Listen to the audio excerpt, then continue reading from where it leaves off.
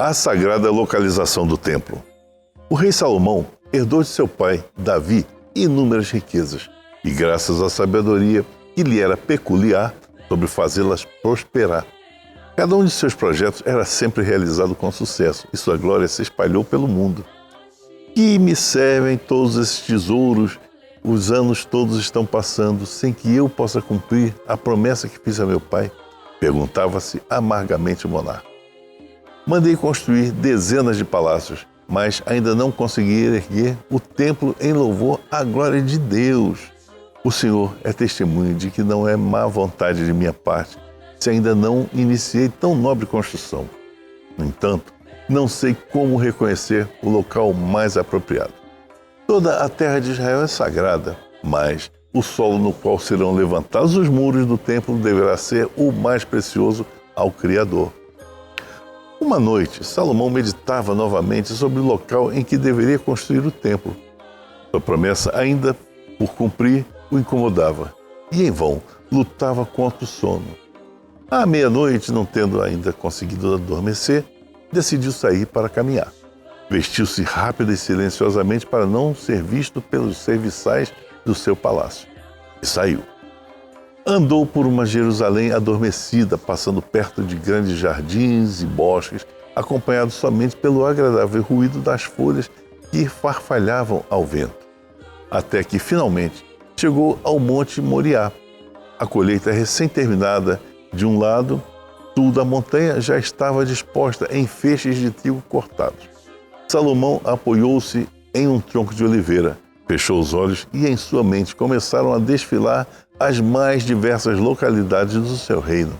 Reviu colinas, vales, bosques que lhe pareciam destinados ao templo e dezenas de outros locais por onde havia passado, cheio de esperança, mas dos quais saíra decepcionado. Repentinamente, o rei Salomão ouve passos, abre os olhos e vê um homem carregando em seus braços um feixe de trigo. Um ladrão, pensou rápido, estava prestes a sair de seu esconderijo sob a árvore, mas conteve-se no último momento. Esperemos para ver o que este homem está tramando. O visitante noturno trabalhava rapidamente e sem ruído. Ele colocou o feixe de trigo no terreno vizinho, depois voltou para buscar outros e assim continuou até levar 50 feixes. Depois olhou preocupado em seu redor, como que para se certificar de que ninguém o havia visto, e partiu. Gentil vizinho, pensou Salomão, o proprietário do terreno não deve saber por que sua colheita diminui durante a noite. Mal teve tempo de refletir sobre como punir o ladrão, pois logo a seguir outro homem apareceu. Prudente, o homem circundou os dois terrenos e, acreditando estar só, pegou um feixe de trigo de um terreno e o levou para o outro. Fez exatamente o que o outro fizera, só que levando o trigo no sentido inverso. Assim, ele fez com mais outros 50 feixes de trigo, partindo depois em silêncio. Imaginei que só havia um ladrão, mas de fato o próprio ladrão acaba sendo ele mesmo roubado. Sem delongas, no dia seguinte Salomão convocou os dois proprietários dos terrenos, deixou o mais velho esperando numa sala enquanto interrogava o mais jovem, com severidade, e disse: diga-me, com que direito você pega o trigo do terreno do seu vizinho? O homem olha surpreso para Salomão e fica vermelho de vergonha. Senhor, responde-lhe, eu jamais faria uma coisa dessas. O trigo que eu coloco e transporto me pertence e eu coloco no campo do meu irmão. Gostaria de manter isto em segredo, mas, já que fui apanhado, direi a verdade. Meu irmão e eu herdamos de nosso pai um campo que foi dividido em duas partes iguais. Apesar de ele ser casado e ter 3 filhos, enquanto eu vivo só, meu irmão precisa mais de fermento do que eu, mas não aceita que lhe dê, e por isso é que levo os feixes para ele secretamente. Para mim não fazem falta, mas, enquanto para eles, isso é necessário. Salomão levou o homem para outra sala e chamou o proprietário do segundo campo. Por que você rouba o teu vizinho? Perguntou asperamente. Sei que você se aposta do trigo dele durante a noite. Deus me livre de fazer uma coisa dessas, protestou o homem horrorizado. Na verdade, ocorre ao contrário.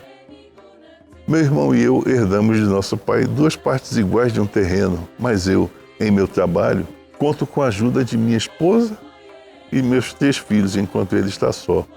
Ele precisa chamar o ceifeiro, o debulhador, de forma que ele gasta mais dinheiro do que eu e logo estará passando necessidade. Ele não quer aceitar um único grão de trigo de minha parte. Por isso, eu levo para ele pelo menos alguns feixes em segredo. Para mim, não fazem falta, enquanto ele muito necessita desses feixes.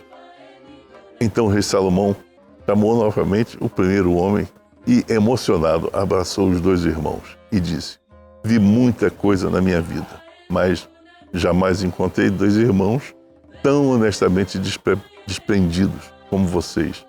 Durante anos, vocês foram uma bondade imensa e recíproca. E o que é mais importante, em segredo.